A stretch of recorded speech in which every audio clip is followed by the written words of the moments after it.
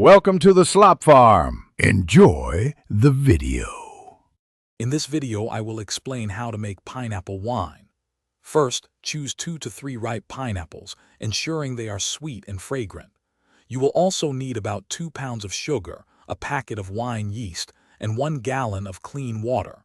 Thoroughly sanitize all your brewing equipment, including your fermenter, airlock, and stirring spoon, to prevent contamination.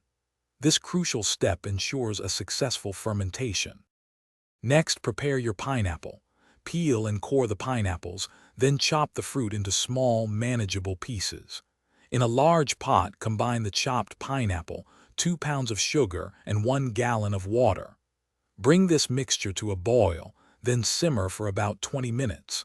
After simmering, let the mixture cool completely to room temperature before proceeding.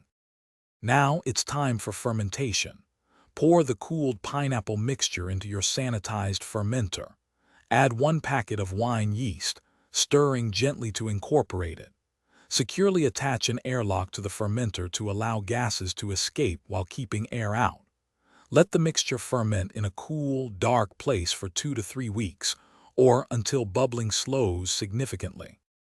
Finally, prepare for bottling. Carefully rack the wine into a clean secondary fermenter, leaving any sediment behind. This clarifies your wine. Then, siphon the clear pineapple wine into sanitized bottles, leaving about 1 inch of headspace. Cork or cap your bottles securely. For the best flavor, age your homemade pineapple wine for at least 3 months before enjoying. Thanks for watching. Consider subscribing if we helped you today.